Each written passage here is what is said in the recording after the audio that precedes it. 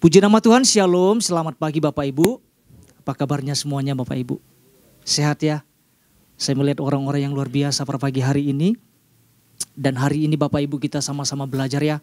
Kita sama-sama menangkap apa yang menjadi pesan Tuhan, apa yang menjadi tuntunan Tuhan di dalam kehidupan setiap kita. Dan ini sangat penting apa yang Tuhan sampaikan dalam pesannya dalam minggu ini Bapak Ibu ya. Mari kita sama-sama belajar. Pesannya gini Bapak Ibu. Pesannya adalah jangan lengah Bapak Ibu. Wah, sangat singkat, tapi sangat tegas Tuhan sampaikan. Jangan lengah, katakan jangan lengah Bapak Ibu. Haleluya. Sebelum kita jauh Bapak Ibu, ada sebuah pertanyaan buat setiap kita. Pertanyaannya adalah ketika Tuhan menyampaikan jangan lengah terhadap apa yang Tuhan maksudkan, kan gitu. Lengah terhadap apa yang Tuhan maksudkan. Ini yang sama-sama kita mau tangkap Bapak Ibu ya. Pak Ishak sudah jabarkan kemarin hari Selasa. Begitu dahsyat dan luar biasa. Saya percaya kita boleh menangkapnya Bapak Ibu ya. Dan pagi hari ini kita boleh belajar lagi Bapak Ibu. Kita sama-sama menangkapnya. Tentunya Bapak Ibu gini. Ya, kalau Tuhan sampaikan jangan lengah. Pertanyaan terhadap apa yang Tuhan maksudkan ini kan. Ya, tentunya terhadap apapun yang dapat merugikan hidup kita. Katakan amin Bapak Ibu ya. Ya, apapun yang dapat merugikan kehidupan setiap kita. Ya. Dan pesannya ini Tuhan ingatkan sebagai suatu peringatan buat setiap kita ya. Ya. Tanpa kecuali buat setiap kita. Artinya dalam keadaan apapun kita perlu berawas-awas. Ya, kita perlu berjaga-jaga. Kita tidak boleh tertidur tanda kutip Bapak Ibu. Jangan sampai kita memilih untuk diam tanpa melakukan sesuatu. Tuhan bilang jangan lengah katanya. Ya. Ya karena akan apa? Karena akan ada dampak atau akibat jika seseorang tidak memperhatikan. Ya. Setiap peringatan yang Tuhan sampaikan kepada setiap kita. Salah satu contoh sederhananya gini Bapak Ibu ya. Ketika Tuhan sampaikan jangan lengah Bapak Ibu. Kalau kita suka bawa kendaraan ya. Baik itu motor atau mobil atau kendaraan yang lainnya. Pastinya kan kita nggak sembrono kan Bapak Ibu ya. Pastinya kan kita selalu berhati-hati, berawas-awas, waspada. Waktu seseorang lengah apa yang terjadi Bapak Ibu? Bisa tabrakan loh. Tidak sedikit kan kita lihat kejadian-kejadian di jalan raya Bapak Ibu ya. Ada banyak orang-orang ngalami kecelakaan akibat apa? Kurang fokus. Ya. Lengah, tidak memperhatikan, tidak mau memberikan fokus perhatian yang penuh. Akibatnya dampaknya sangat besar. Ya, kendaraan bisa rusak dan perbaikannya Bapak Ibu tidak sedikit uang yang keluar loh. Saya pernah jatuh Bapak Ibu, saya tabrak ya. Itu kesalahan saya sendiri memang. Saya masih ingat waktu saya lagi perjalanan ke Banjar Ciamis ya. Saya lagi naik motor waktu itu ya. Rencananya pinginnya pulang pergi gitu, pagi kan 3 jam juga udah sampai gitu ya. Akhirnya saya ngebut gitu ya. Saya tidak memperhatikan ada kendaraan yang berhenti tiba-tiba. Akhirnya Bapak Ibu saya tabrak gitu. Dan harus saya ganti rugi loh.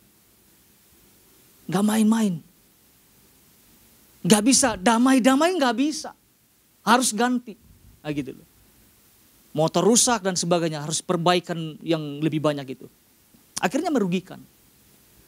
Saya membayangkan itu Bapak Ibu terjadi dalam kehidupan setiap kita. Waktu Tuhan katakan ini sebagai suatu peringatan, jangan lengah. Waktu kita lengah ada dampak yang sangat besar yang harus kita terima gitu.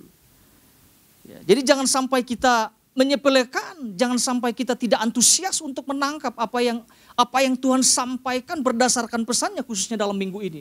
Mari kita tangkap bersama-sama Bapak Ibu. Kita lihat dasarnya apa dasarnya.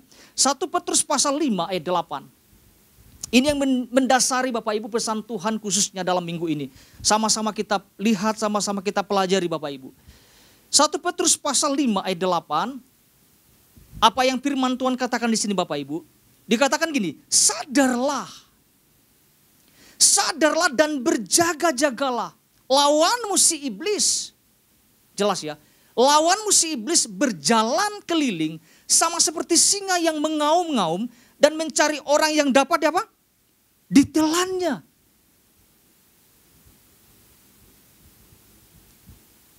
Kalau dikatakan mencari orang yang dapat ditelannya, jangan-jangan Bapak Ibu ya, jangan-jangan. Kehidupan setiap kita orang-orang percaya. Ketika kita tidak berjaga-jaga, kita tidak mewaspadai pergerakan si musuh, maka ia akan dapat menelan setiap kita. Ya, orang-orang percaya maksudnya. Itu kan sebuah kengerian yang menakutkan ketika orang-orang percaya tidak berawas-awas, tidak berhati-hati. Ya, kalau kita melihat Bapak Ibu, apa yang Rasul Petrus sampaikan berdasarkan perikop ini atau ayat ini Bapak Ibu. Kalau kita perhatikan ada pesan yang sangat penting. Katakan sangat penting Bapak itu. Ada peringatan, ada himbauan. Kepada siapa ditujukan pesan ini? Kepada semua orang percaya. Agar apa? Agar setiap orang percaya memiliki kewaspadaan yang penuh terhadap si musuh. Terhadap pergerakan si musuh. Alkitab mengatakan iblis. Ya. Dikatakan Alkitab kerjaannya adalah mengelilingi. Berkeliling. Mengaum-ngaum seperti singa. Mari kita lihat Bapak Ibu di Ayub pasal 1 ayat 7. Satu waktu mungkin berkeliling ya Tuhan bertanya kepada iblis dari mana katanya. Kita lihat dulu ya Bapak Ibu ya. Ayub pasal 1 ayat 7. Supaya kita bisa melihat bahwa ternyata iblis tidak tertidur ternyata gitu ya. Ya.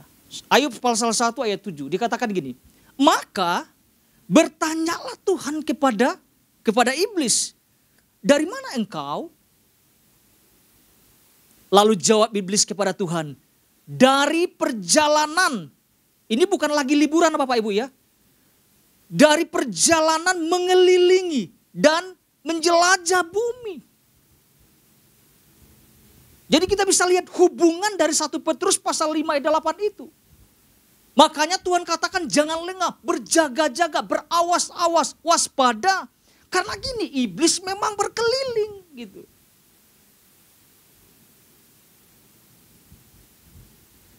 Kenapa dia berkeliling? Dia sedang mencari mangsa.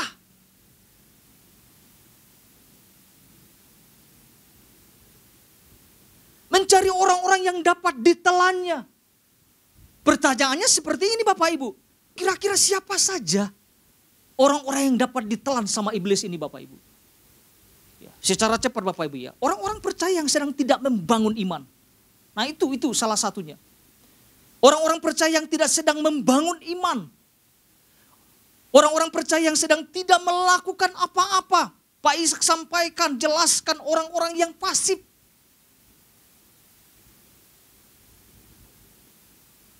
Ya, begitu jelas disampaikan kemarin. Ya. Bahkan boleh saya tambahkan. Ya. Juga yang aktif, tapi aktifnya tanda kutip gitu loh. Aktif melakukan untuk kesenangan pribadi sendiri. Kesenangan daging. Apalagi Bapak Ibu, orang-orang yang tidak berjalan dalam visi Tuhan. Gak jelas tuh hidup mau ngapain. Itu ngeri Bapak Ibu. Kita bersyukur Tuhan selalu memberikan pesannya. Tuhan selalu memberikan visinya buat setiap kita. Untuk terus berjalan, bergerak ke arah yang Tuhan mau. Di dalam kehidupan setiap kita. Selanjutnya apalagi Bapak Ibu, orang-orang percaya yang sudah tidak berkobar-kobar.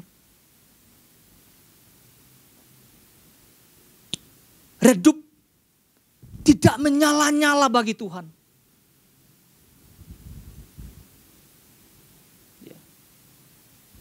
Ini sejalan apa yang Tuhan sampaikan di dalam inti pesan Tuhan Bapak Ibu. Apa yang Tuhan sampaikan Bapak Ibu? Ini kita sama-sama tangkap ya, inti pesan Tuhan. Pak Ishak juga udah jabarkan kemarin ya. Saya akan bacakan tapi secara tidak lengkap Bapak Ibu ya. Bagian awal saja. Dikatakan gini, mungkin di tengah berbagai kesibukan, apapun dikatakan gini. Tidak sedikit mungkin orang percaya mulai tidak berawas-awas. Ya. Makanya pesan ini datang kepada setiap kita untuk apa? Untuk memeringatkan. Agar kita jangan menjadi orang percaya yang lengah. Ini yang Tuhan sampaikan.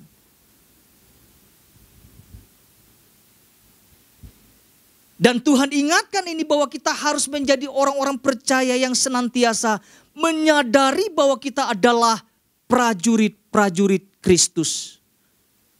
Nah, kita mesti sadar ini Bapak Ibu. Kadang-kadang dengan berbagai kesibukan yang mungkin kita jalani, kita lupa tentang status kita ini, tentang posisi kita. Kita ini adalah prajurit-prajuritnya Tuhan loh. Tapi benar ya, kadang-kadang ketika ada kesibukan yang kita lakukan, kadang-kadang kita lupa loh ini.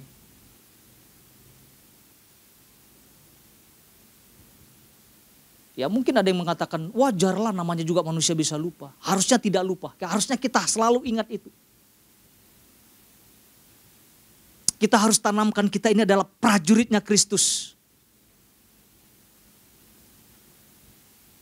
Ya, prajurit itu kan selalu siap, betul nggak Bapak Ibu? Gak ada prajurit yang tidak siap, selalu siap. Dalam keadaan apapun selalu siap. Ya, Pak Ishak sampaikan dua hal Bapak Ibu ya. Secara cepat Bapak Ibu. Ini yang sama-sama kita tangkap juga Bapak Ibu ya.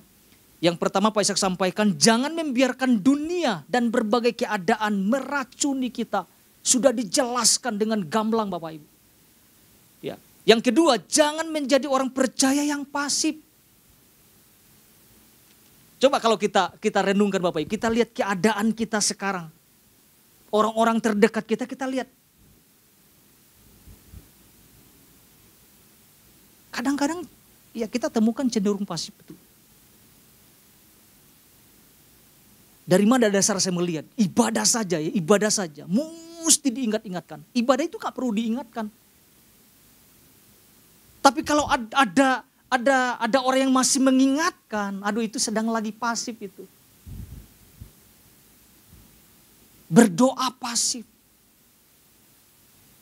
Baca firman juga. Udah gak bergairah sama sekali gitu. Dan ini juga menjadi sebuah teguran ketika pesan ini sampai hari Selasa, saya pikir iya. Jangan-jangan suka saya banyak gerak, tapi jangan-jangan Tuhan temukan ini lagi pasif. Kamu sedang tidak mengerjakan apapun kata Tuhan. Kan ngeri ini.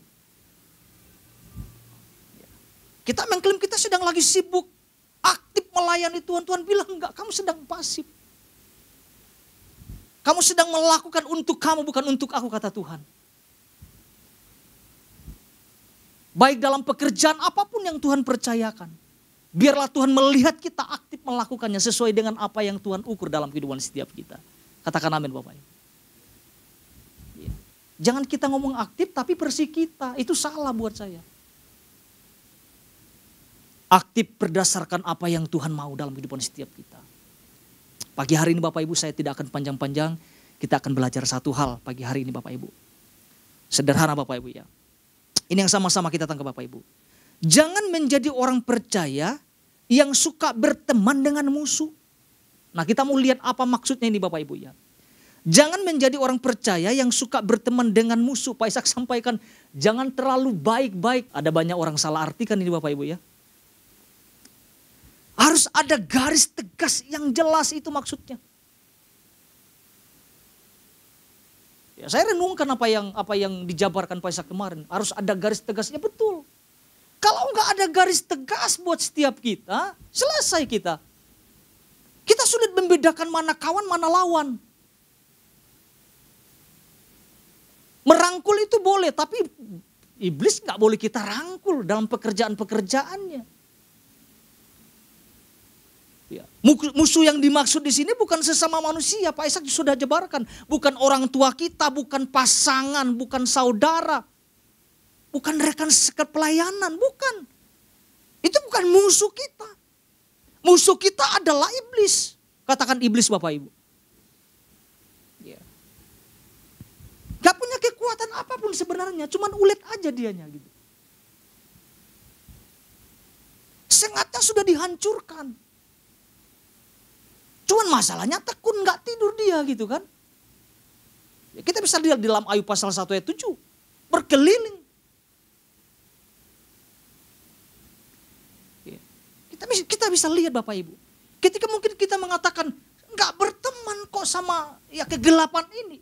Tetapi nilai-nilai dan prinsip-prinsipnya masih ada di dalam kehidupan orang-orang percaya. Dusta jalan terus dusta. Ya. Pahit hati masih terus disimpan-simpan, dendam masih terus disimpan-simpan. Itu kan prinsip-prinsip yang iblis tanamkan kan. Iblis itu tidak ada kata damai loh. Kapan saja siap untuk memangsa orang-orang percaya. Bayangkan dalam keadaan posisi yang lengah. Posisi yang tidak berawas-awas, selesai. Makanya dikerjain, banyak orang-orang percaya dikerjain sama setan ini, sama iblis ini.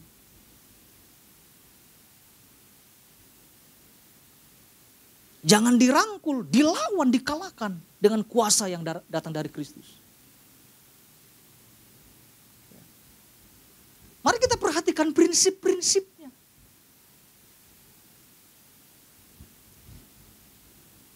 Sesuatu yang sampah itu dari setan. Jadi jangan sampai kita menyimpan itu. Tanpa sadar kita sedang membuka kesempatan untuk kita bisa jatuh dan tergelincir. Ya karena akibat lengah itu tersendiri. Ya. Ada satu contoh yang dapat kita bisa lihat Bapak Ibu di dalam Alkitab. Ini udah sering kita belajar. Ini tentang Nehemia, itu dahsyat banget menurut saya Bapak Ibu. Kita bisa lihat saja Bapak Ibu ya di dalam Nehemia pasal 4. Ini sebagai suatu gambaran yang kita sama-sama lihat. Ternyata iblis itu tidak tinggal diam loh Bapak Ibu. Dia akan hancurkan hidup kita. Ya, kita coba lihat Nehemia pasal 4 ayat 14 sampai 17. 14 sampai 17. Puji Tuhan Bapak Ibu. Mari kita lihat pelan-pelan di sini Bapak Ibu ya. Apa yang dikatakan di dalam firman Tuhan ini? Ku amati semuanya. Ini yang Nehemia katakan. Lalu bangun berdiri dan berkata kepada para pemuka dan para penguasa dan kepada orang-orang yang lain. Jangan kamu takut terhadap mereka. Ingatlah kepada Tuhan yang maha besar dan dahsyat. Dan apa dikatakan? Berperanglah untuk saudara-saudaramu. Nah ini kita mesti sama-sama tangkap. Untuk apa? Untuk anak-anak lelaki dan anak-anak perempuanmu. Untuk istrimu dan rumahmu. Ayat 15. Ketika didengar musuh kami bahwa rencana mereka sudah kami ketahui. Dan bahwa Allah telah menggagalkannya. Maka dapatlah kami semua kembali ke tembok masing-masing ke pekerjaannya. 16.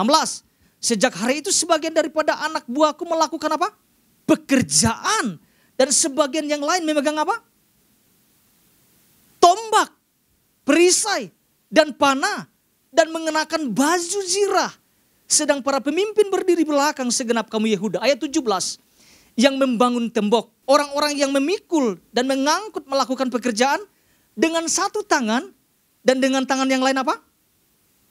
Mereka pegang senjata. Ini yang disebut dengan berawas-awas itu. Dikatakan berperanglah untuk saudara-saudaramu. Untuk anak-anak lelaki dan anak-anak perempuanmu. Untuk istrimu dan rumahmu. Kita harus jaga itu semuanya. Jangan ada kelengahan sedikit pun.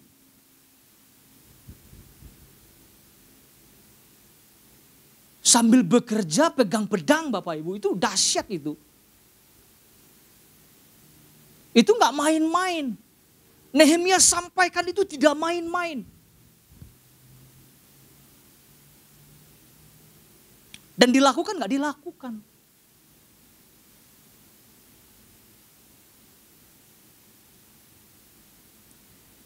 Bayangkan musuh. Terus melakukan serangan-serangan. Dan ketika Nehemia dan kawan-kawannya tidak siap dalam segala keadaan. Musuh sangat mudah mengalahkannya. Tetapi apa yang bisa kita lihat di sini? Nehemia tidak tertidur. Dalam keadaan siaga. Kalau boleh dikatakan 24 jam siaga.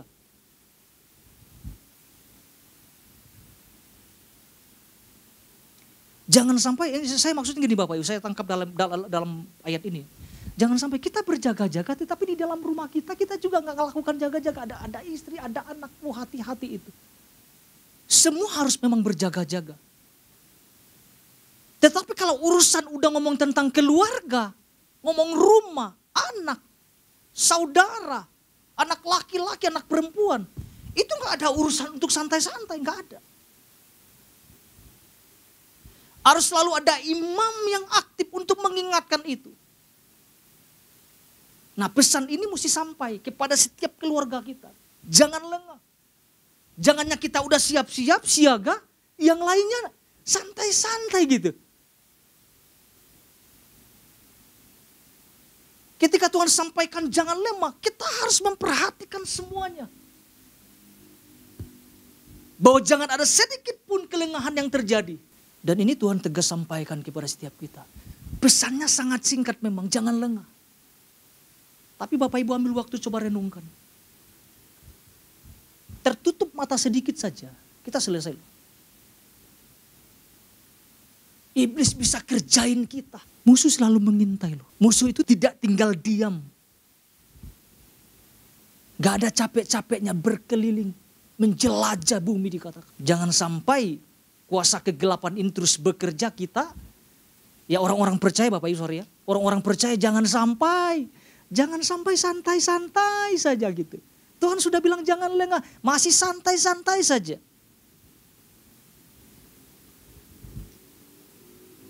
Makanya kalau kita perhatikan di dalam 1 Petrus ayat dasar kita Bapak Ibu. 1 Petrus 5 ayat 8 dikatakan sadarlah. Nah itu. Sadarlah, mesti sadar memang. Gak bisa tidak sadar, mesti sadar dalam keadaan apapun harus sadar.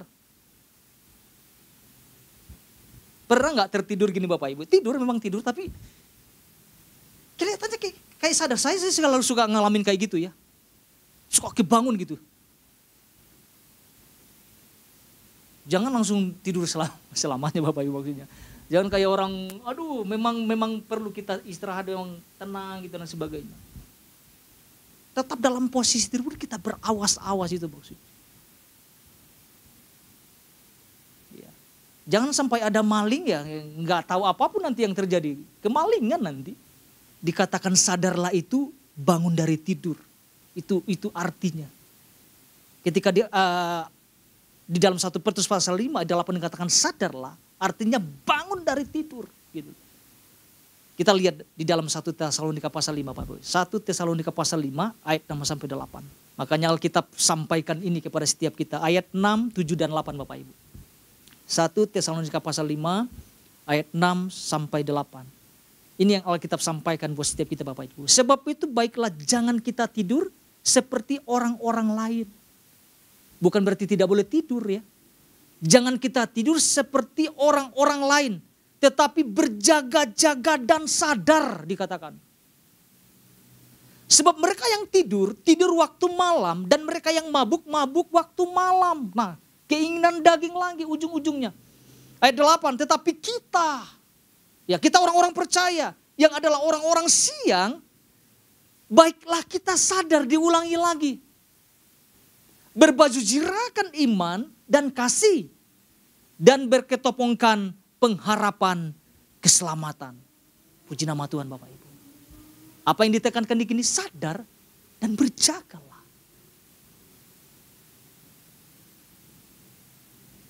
Jadi kita perlu tangkap dengan baik ini Bapak Ibu ya.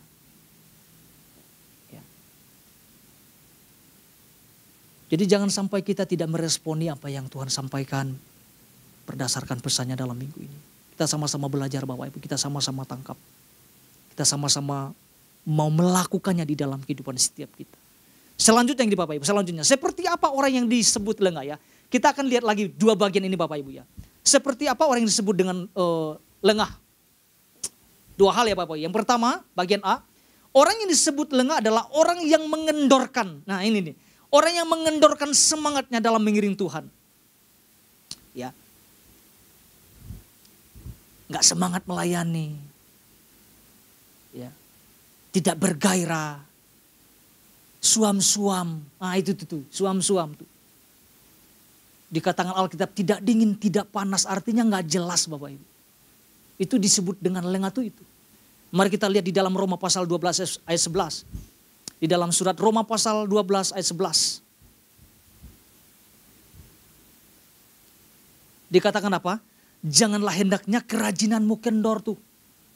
Waktu kita mengendorkan kerajinan kita, itu kita sedang membuka peluang bagi iblis. Ya. Biarlah rohmu menyala-nyala dan layanilah Tuhan. Yang melayani dalam hal melayani. Kita nggak boleh kendor, katakan tidak boleh kendor Bapak Ibu. Mesti rajin kita, mesti giat melayani Tuhan. Mesti semangat melayani Tuhan. Mesti menyala-nyala melayani Tuhan.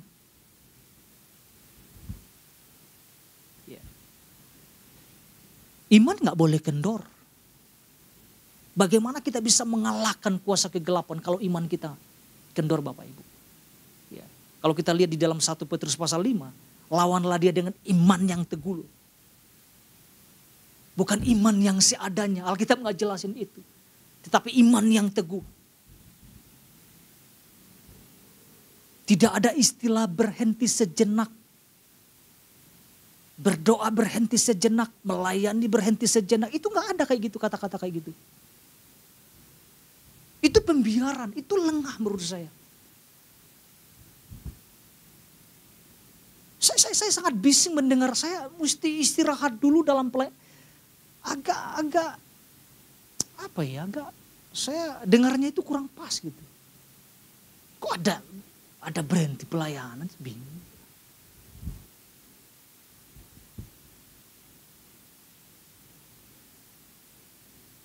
Emang ada di Alkitab Paulus mengatakan saya berhenti sejenak dalam pelayanan. Waktu perjumpaannya dengan Tuhan sampai Tuhan panggil semua dahsyat apa yang Paulus lakukan. Gak ada kata berhenti. Dirajam, dipukulin, ngalami karam kapal, tidak ada kata berhenti. Dalam keadaan apapun firman Tuhan selalu diberitakan. Itu panggilan kita sebagai prajurit Tuhan. Selalu siap sedia dalam hal apapun. Jadi jangan kendor, jangan mengendorkan kerajinan di dalam kehidupan setiap kita. Ibadah mesti rajin Bapak Ibu. Amin Bapak Ibu ya. Ini buat setiap kita sangat penting. Ya, kita juga belajar kepada Yosua ya. Ibadah bersekutu dengan Tuhan itu bagian yang sangat terpenting di dalam kehidupan setiap kita. Itu bagian A, yang bagian kedua. Bagian terakhir Bapak Ibu. Orang yang disebut lengah adalah orang yang tidak memberikan perhatian terhadap apa yang Tuhan kehendaki. Saya ulangi Bapak Ibu ya. Orang yang disebut lengah adalah orang yang tidak memberikan perhatian terhadap apa yang Tuhan kehendaki.